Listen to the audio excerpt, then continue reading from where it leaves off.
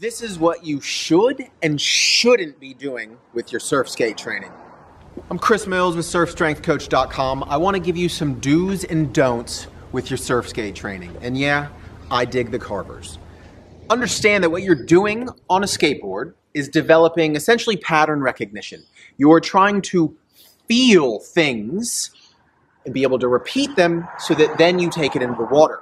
So if what you are doing on here is developing a bad habit, and I see a lot of people doing bad things, you're going to take that bad habit to the water.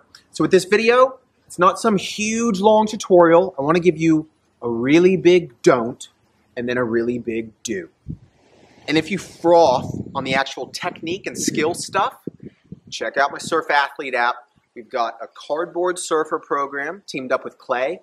And very soon, depending when you watch this video, a full surf skate program as well. It's developing the movements and patterns so you can feel them and repeat them on dry land so you can do it in the water.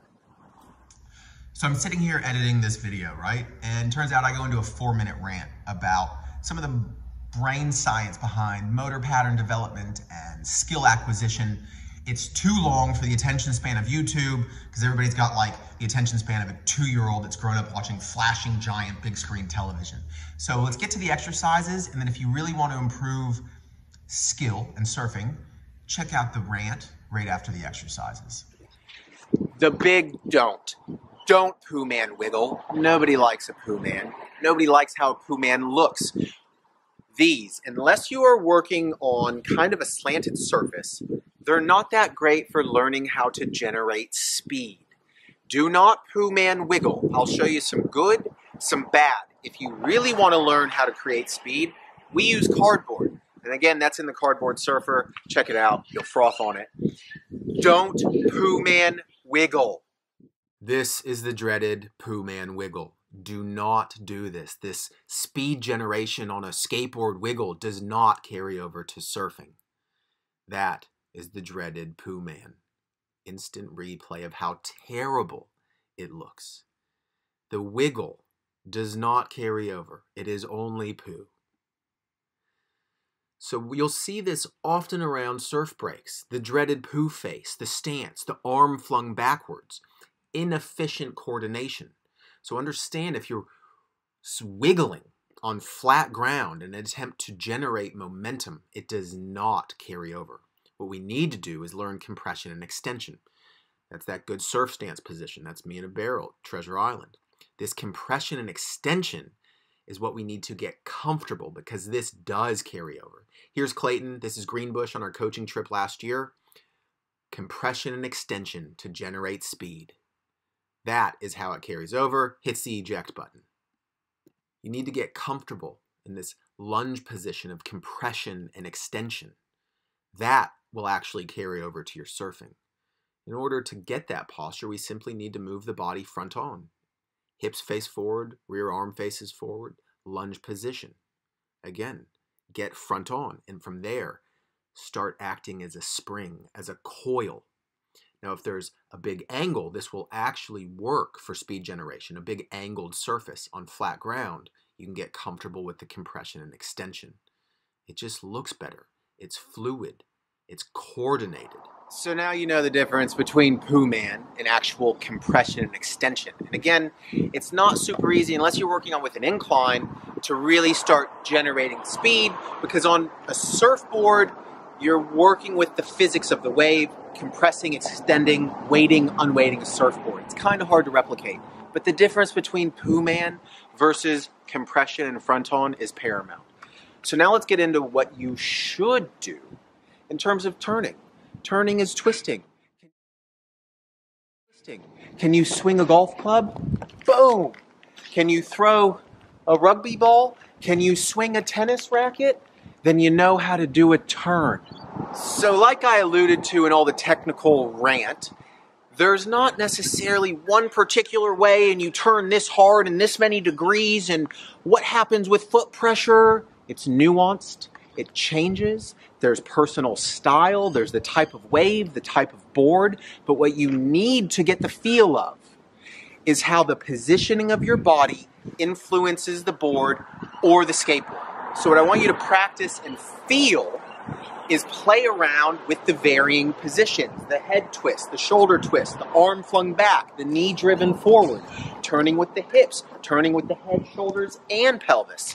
All these things, and start feeling the distinctions so that you start building pattern recognition and feel which one feels the best, and then progress it to a ramp. So here's some twisting. I want you to practice coordinated rotation, eyes, shoulder, hands, hips, all moving where they need to, versus arm backward, hip backward, versus again, coordinated movement of getting the hips to rotate. Practice the upper body rotating. Get the head rotating. Start feeling how movement of the body influences the board, versus Pooh Man with half the body pointing backwards. Here's Clay demonstrating this compression, this front-on rotation, the twist.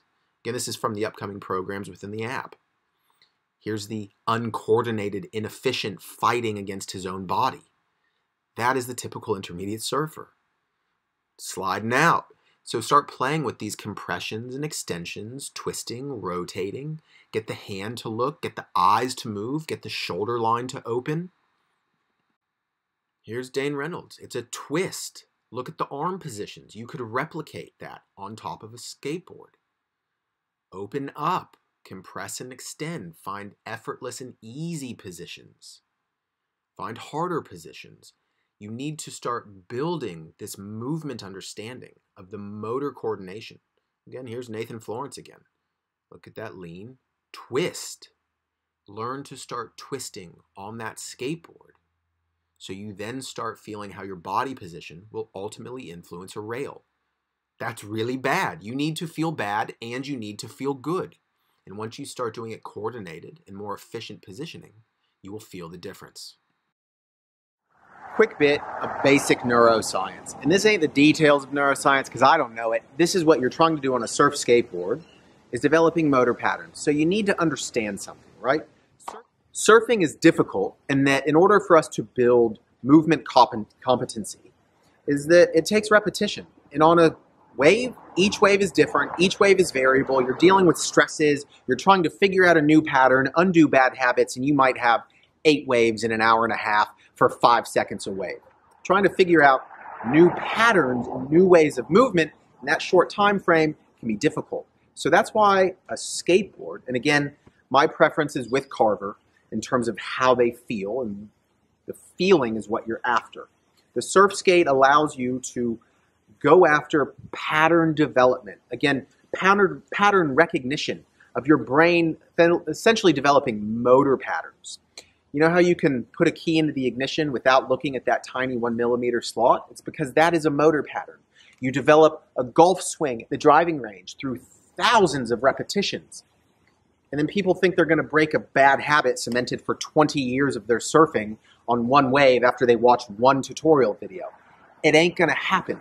So the dry land training, and that's what we hugely hit upon on the Cardboard Surfer. Check out the app and the upcoming, depending on when you're watching this, the Surf Skate program. You need an opportunity to feel movement. Feel, capital letters, feel patterns on dry land in a non-stressful environment, so then you can take it to the water. That's why we run surf trips at really high quality surf regions, because it allows you opportunity for failure. You need to fail, you need to feel, and then you need to repeat. So if you are on a surf skate and you are doing a bad habit, you are teaching your brain a motor engram. It's pattern recognition of knowing what this feels like, the coordinated firing sequence from the nervous system into muscles, the proprioception, all of that. So you can build bad habits or you can build good habits. And we are after building good habits, so again, you can feel. So I'll often get, this is a rant, but this is important. I'll often get clients asking me, oh, when is the exact right time to do a bottom turn and how hard do I push, and these details. All this realm of surf coaching now, you get tutorials on how to take off, tutorials on when to pop up. All these details aren't relevant unless you can feel it, because surfing is all perception. You're able to perceive and react to a moving variable surface, right? And so if I tell you exactly when to bottom turn and exactly how hard to turn and when to push and how hard to push and pressure, it doesn't matter because every wave is different, right? So what we're after is a way to start feeling and embodying the differences, the pressures, what movements get the board to do what. Again, us moving, leaning, twisting, etc. is just influencing rails, right? You see the shadow creeping up as the sun is setting. So that's a bit of a rant. Understand what you're trying to do with a surf skate. And on flat land, it's not 100% replicating. You're just trying to get the basic movements down. And then if you can take that into a bowl where you then start using centrifugal forces, that is much closer to actual surfing because then you are reacting with essentially a gravitational force and centrifugal forces, and that is a lot closer to actual surfing. So, rant done. So there you go. Some things to do and not do on your surf skate. And again, it's not this twisting. It's not about me giving you the one and only way to twist on a surfboard because it's bullshit and it doesn't teach you anything. Being able to replicate stuff on dry land gives you the opportunity to feel, to build patterns, to feel wrong, to feel right, to feel inefficient, to feel efficient, flowing, and fluid. That's what it is for. So start playing around with the mechanics of it and build some familiarity with the movement patterns that actually constitute good surfing. So if you're really stoked on it, I've mentioned it a few times, check out the Cardboard Surfer app or the Cardboard Surfer program. It's Clayton and I's program. It's his brain. I just add some voice to it at times. Check out the testimonials. It's phenomenal. And depending when you watch this, there will be a full surf skate training video, all within my Surf Athlete app. So grab your surf skate, train, build patterns, have fun, so it all will eventually carry over to your opportunity when you get on that wave, whack some front side turns. So again, I'm Chris Mills. Like, subscribe, follow on social media, all the good stuff. Peace.